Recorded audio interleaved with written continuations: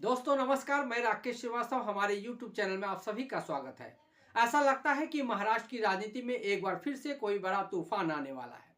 2022 में जब उद्धव ठाकरे की जो पार्टी वो टूटी थी, उस समय एक बड़ा तूफान आया था और उसके बाद अब ऐसा लग रहा है कि एकनाथ शिंदे जो पूर्व मुख्यमंत्री रह चुके हैं और फिलहाल जो मौजूदा गवर्नमेंट है उसमें उप मुख्यमंत्री हैं, वो ऐसे इस तरह के बयान दे रहे हैं। ऐसे लगता है कि वो एक बार फिर से कुछ बड़ा करने वाले हैं।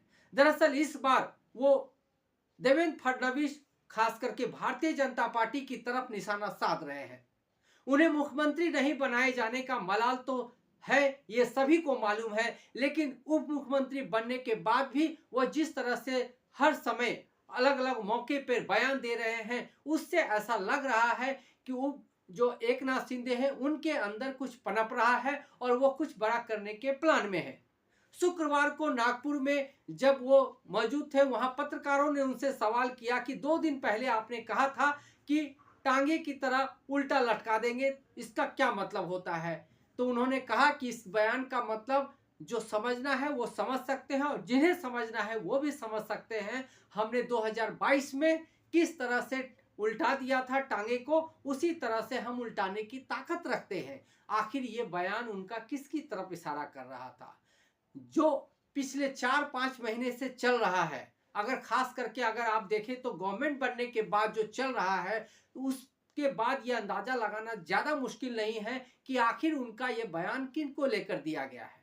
दरअसल जो राज्य के मुख्यमंत्री हैं देवेंद्र फडणवीस, उनके साथ उनका तालमेल बिल्कुल नहीं बैठ रहा है और दोनों अब तो मंच भी साझा करने से परहेज कर रहे हैं।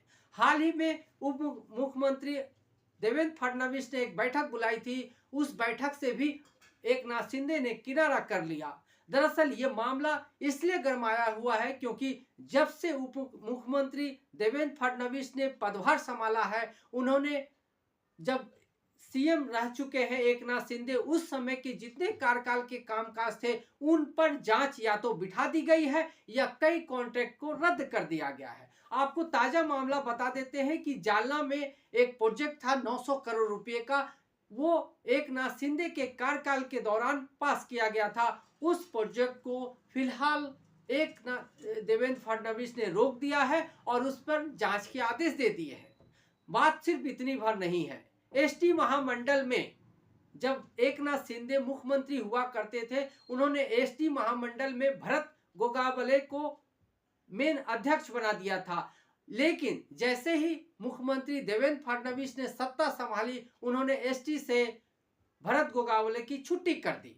दरअसल मामला इसलिए ये मामला गंभीर हुआ क्योंकि 1310 बसों का ऑर्डर भरत गोगावले ने दिया था, ये कॉन्ट्रैक्ट पे लिए जाने वाले थे और इसका पूरा समर्थन एकनाथ शिंदे की तरफ से प्राप्त था। लेकिन देवेंद्र फडणवीस ने इस कॉन्ट्रैक्ट को रद्द कर दिया। इस कॉन्ट्रैक्ट के रद्द होने से न केवल एकनाथ शिंदे भड़के, बल्कि भरत गोगावले भी काफी नाराज बताए जा रहे हैं। लेकिन उनके सामने कोई विकल्प नहीं बचा है क्योंकि राज्य के मुख्यमंत्री देवेंद्र फडणवीस है, उनके पास बहुमत का आंकड़ा है, अजीत पवार का उनके साथ है। इसलिए एकनाथ शिंदे किसी भी तरह की बड़ी कार्रवाई या बड़ा एक्शन लेने की स्थिति में नहीं है। इसी वजह से उन्होंने इस चीज को बर्दाश्त कर लिया। इसके अलावा भी एकनाथ शिंदे के कार्यकाल में जितने भी प्रोजेक्ट लागू किए गए या प्रोजेक्ट को ऑर्डर दिए गए या उसे आगे बढ़ाया गया, उनमें से अधिकांश की जांच कराई जा रही है और उसमें से कुछ प्रोजेक्ट को रद्द कर दिया गया है। यही वजह है कि एकनाथ शिंदे और देवेंद्र फडणवीस के बीच तलवारें खिंच गई है और इस तलवारें इतनी हद तक खिंच चुकी है कि अब एकनाथ शिंदे खुलेआम अलग अलग जगह पे अलग अलग तरह का बयान दे रहे हैं और उनके बयानों की वानगी को अगर देखें तो ऐसा लगता है कि वो सीधे तौर पे देवेंद्र फडणवीस को निशाना बना रहे हैं। वहीं दूसरी तरफ देवेंद्र फडणवीस इस बार के कार्यकाल में पहले की तुलना में थोड़े सख्त नजर आ रहे हैं और थोड़े जुझारू टाइप से नजर आ रहे हैं क्योंकि उन्हें पता है कि राज्य की जो माली हालत है वो खस्ता है। दरअसल लाडली बहन योजना को लागू करने की वजह से राज्य पर कर्ज का बड़ा बोझ बढ़ता जा रहा है। दरअसल लाडली बहन योजना लागू करने की वजह से हर साल सरकार को 46,000 करोड़ का नुकसान उठाना पड़ रहा है। इस पैसे की भरपाई कहां से की जाए, इसी वजह से हर प्रोजेक्ट पर एक समीक्षा की जा रही है और समीक्षा करने के बाद ये देखा जा रहा है कि वो प्रोजेक्ट कितना सही है और उस प्रोजेक्ट को आखिर किस मंशा के साथ पास किया गया है, क्या उसके पीछे किसी घोटाले का मसला तो नहीं जुड़ा हुआ है। इन तमाम बातों को देखने के बाद ही प्रोजेक्ट को आगे बढ़ाया जा रहा है। इसी वजह से जो एसटी महामंडल के बसों को खरीदने को ठेके पे लेने का जो प्रोजेक्ट था उसे रद्द किया गया, क्योंकि इस प्रोजेक्ट के लागू होने से सरकार को 2000 करोड़ रुपए का 2000 करोड़ के नुकसान का अनुमान लगाया जा रहा था। इसी तरह से जो उद्धव ठाकरे की सरकार के समय में शिवसेना थाली की जो योजना चलाई गई थी और एकनाथ शिंदे के समय आनंदाची सीधा नाम से जो एक योजना चलाई गई थी, इन दोनों योजनाओं की समीक्षा की जा रही है और माना जा रहा है कि अगर इन दोनों योजनाओं को रद्द किया जाता है तो करीब सरकार को हर साल 500 करोड़ रुपए का मुनाफा हो सकता है। तो यही वजह है कि हर एक प्रोजेक्ट पर इसकी नजर देवेंद्र फडणवीस नजर डाल रहे हैं और उस प्रोजेक्ट की समीक्षा करने के बाद ये देख रहे हैं कि वो राज्य के लिए कितना जरूरी है।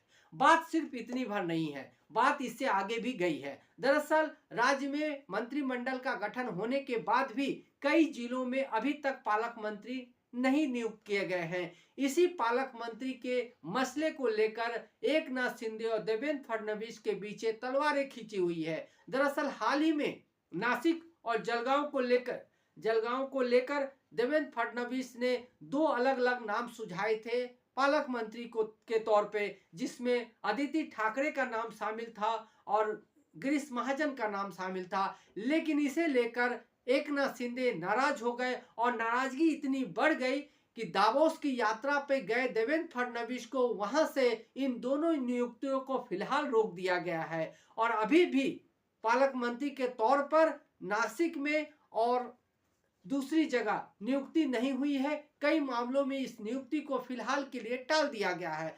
समझा जा सकता है कि इस नाराजगी को फिलहाल एकनाथ शिंदे अपनी तरफ से आगे बढ़ा रहे हैं, लेकिन देवेंद्र फडणवीस इसे अभी फिलहाल झेलने की स्थिति में नहीं है, क्योंकि उन्हें लग रहा है कि ये एक नाजुक दौर है और गठबंधन के अंदर जो बातें चल रही है वो खुलकर अब मीडिया के सामने आ रहा है और देवेंद्र फडणवीस फिलहाल इससे बचना चाह रहे हैं। तो इन तमाम बातों को देखने के बाद ऐसा लगता है कि राज्य में महायुति की सरकार तो बन गई है, लेकिन महायुति की सरकार बनने के बाद भी महायुति के बीच जो तालमेल नजर आना चाहिए वो नजर नहीं आ रहा है। एकनाथ शिंदे पूरी तरह से नाराज बताए जा रहे हैं।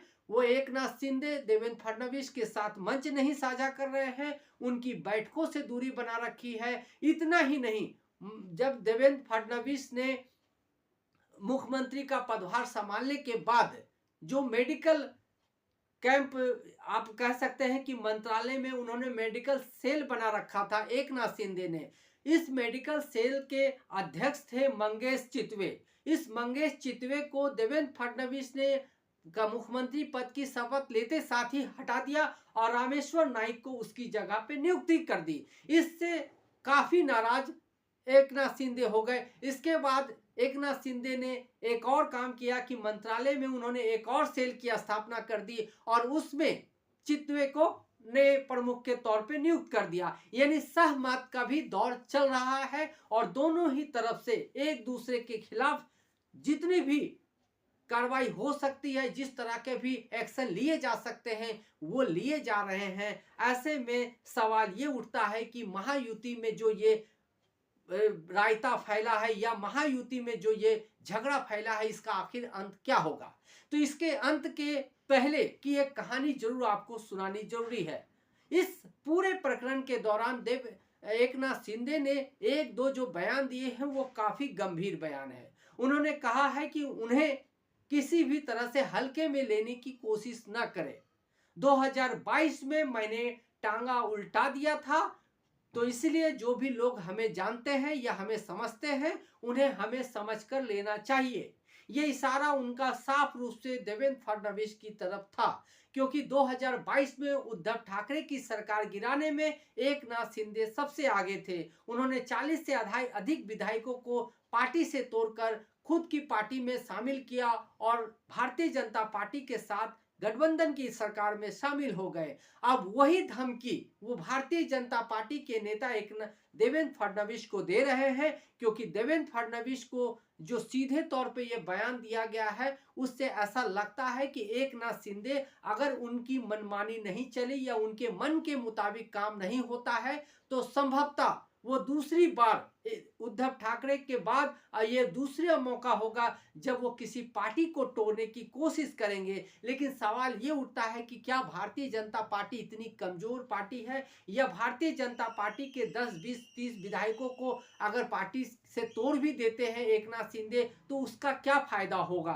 तो सवाल फायदे नुकसान का नहीं है, सवाल यह है कि इस मामले में पूरी तरह से एकनाथ शिंदे घिर चुके हुए हैं, क्योंकि उनके मन की बिल्कुल नहीं चल रही है। क्योंकि देवेंद्र फडणवीस ने जब से सरकार की कमान संभाली है, उन्होंने एक एक चीज पर नजर डालनी शुरू कर दी है, समीक्षा कर रहे हैं। इसी समीक्षा के दौरान उन्होंने शिवसेना के कई नेताओं की जो सिक्योरिटी है वो बेहद कम कर दी है।